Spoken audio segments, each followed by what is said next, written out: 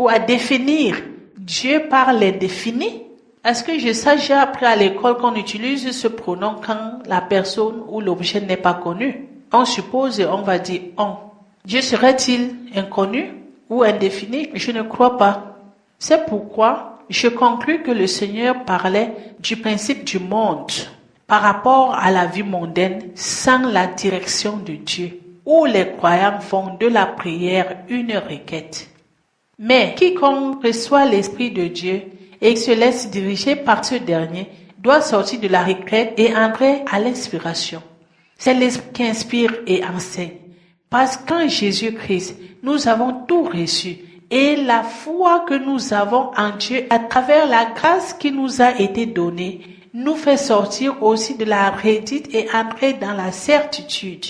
Car il a tout accompli, mon devoir est juste de le recevoir et d'accepter de me mettre dans son école. N'a-t-il pas dit, cherchez d'abord le royaume des cieux et tout le reste vous sera donné par-dessus? Comment peut-il encore apprendre aux disciples de demander le pain quotidien? N'a-t-il pas dit que quiconque croit en moi et se laisse baptiser est sauvé? Comment oserait-il encore d'enseigner aux disciples de prier pour le pardon de leurs péchés? Devrait-il demander aux disciples de prier pour que le nom de Dieu soit sanctifié? La parole ne dit-elle pas que Dieu est 3 fois saint? Saint, saint, saint est son nom. Devrait-il demander de prier que le règne de Dieu vienne?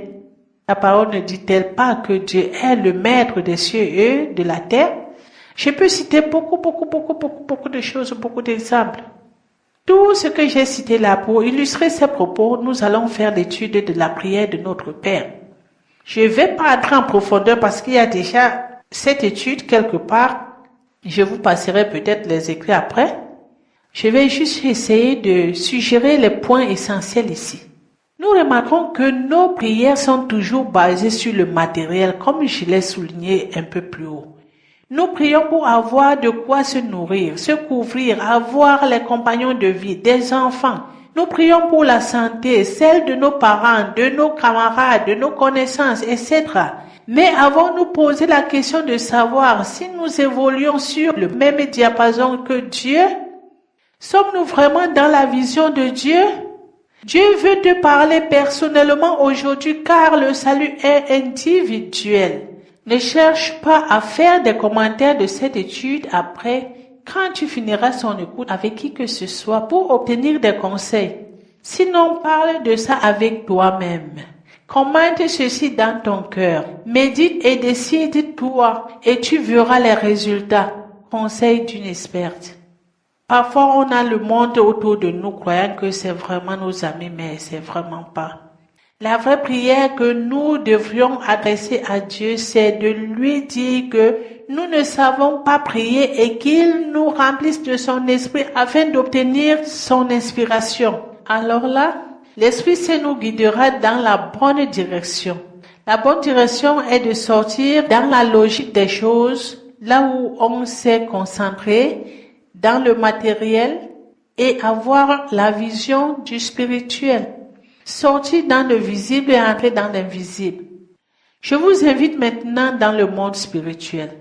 Voyons la prière de notre Père telle qu'elle doit être vue et non telle qu'elle nous a été enseignée dans l'école du dimanche, selon la lettre ou encore la philosophie. Déjà quand tu dis « Notre Père qui est aux cieux », tu vois directement le ciel qui est au-dessus de ta tête. Car tu veux mettre en évidence, pour toi, tout doit être réel, visible. Ce que tu vois, c'est normal, puisque c'est que la science t'a appris.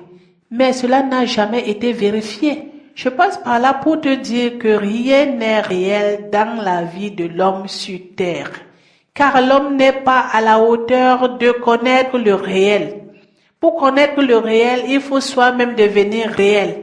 Ce que nous appelons réel est basé sur nos sensations et non sur la réalité. Seul Dieu connaît la réalité. La science compte les cieux en divisant les degrés ou niveaux de nuages. Elle te dira, voilà le premier ciel, le deuxième ciel, etc. Selon les espaces d'onde, le visible. Mais quand Dieu te parle, il te dit, j'ai nommé le ciel l'étendue qui existe entre les eaux du dessous et les eaux du dessus. Ceci est le ciel et non les cieux. Où sont les autres cieux? Où se trouvent-ils? Les cieux du Créateur, c'est tout le monde invisible. Dans le ciel que tu imagines voir, qui n'est non plus à voir, ce que tu vois, c'est les nuages qui le couvrent. Et le ciel même n'est pas à la portée de la vue de l'homme. Et tout le reste du monde invisible qui t'entoure. C'est ça le ciel, ou bien les cieux. La terre que ton Créateur appelle la terre n'est non pas aussi seulement la terre qui produit la poussière, mais tout ce que tu as dans ton toucher, au niveau de ta vue, tout ce qui est matière, toi l'homme matière, maître de la matière, car le Créateur t'a donné ce pouvoir et la domination de tout ce qui se trouve dans le monde du visible. Donc, chers confrères, il faut déjà comprendre dès les premiers mots de quoi il s'agit avant de pouvoir savoir comment s'intégrer.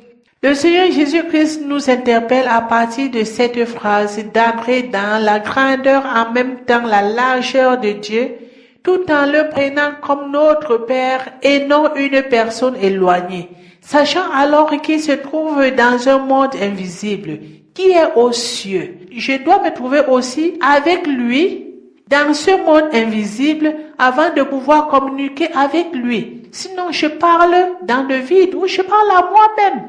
Je prends un exemple concret. Deux personnes qui veulent se communiquer et ne se trouvant pas dans les mêmes lieux.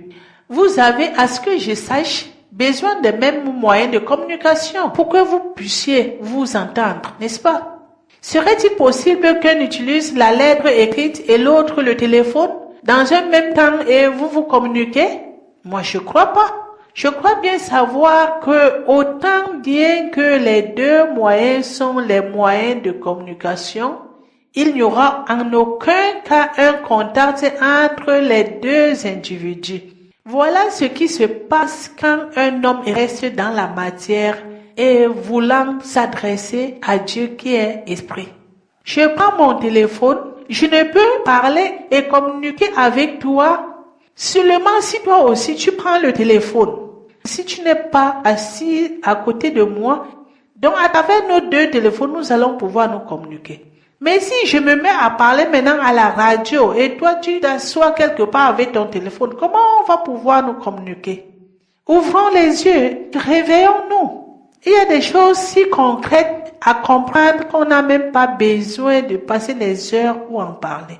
Dans la prière de notre Père, le Seigneur Jésus-Christ a donné une leçon aux disciples. Il n'a pas appris aux disciples de réciter le Notre Père en tant qu'une requête comme elle est récitée aujourd'hui. Il fallait plutôt leur donner la composition d'une prière élevée aux cieux. La composition d'une prière. La manière dont on doit prier. C'est ce que nous allons voir dans les lignes qui suivent. Dans le Notre Père que nous disons, Notre Père qui est aux cieux, que ton nom soit. C'est pas une récitation que Jésus voulait nous donner. C'est la manière dont on doit prier qu'il a enseigné. Il n'a pas enseigné à prier. Il a enseigné comment prier. Comment prier. Vous me comprenez bien? C'est ce que nous allons aujourd'hui voir. Nous allons voir dans les lignes qui suivent. Il dit que ton nom soit sanctifié. Quand il dit que ton nom soit sanctifié, il a commencé par notre Père qui est aux cieux. Est-ce qu'on voit les cieux? Ça doit déjà attirer notre attention que c'est quelque chose qui est là-haut. On doit avoir l'esprit pour pouvoir communiquer avec cette personne qui est esprit. Que ton nom soit sanctifié, c'est un appel à la sanctification. Donc, je ne peux pas sortir dans mes pourritures et commencer à prononcer le nom de Dieu n'importe comment, parce que le nom de Dieu est déjà saint. C'est saint. Donc, il faut que je sache qu'avant de prononcer notre Père, avant que je l'appelle, je dois être moi-même propre.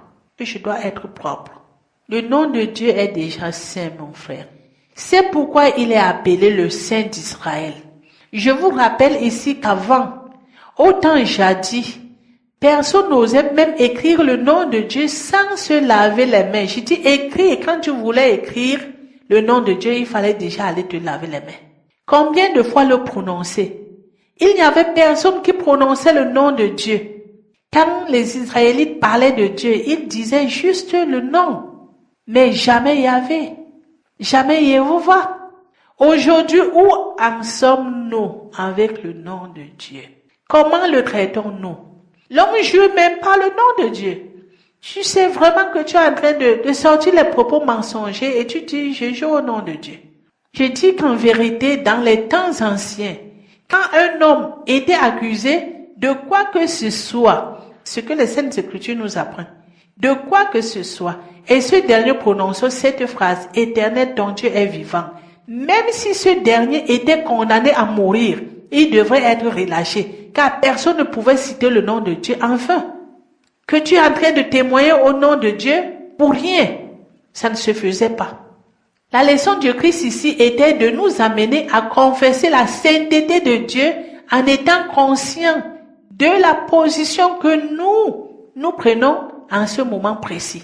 C'était ça.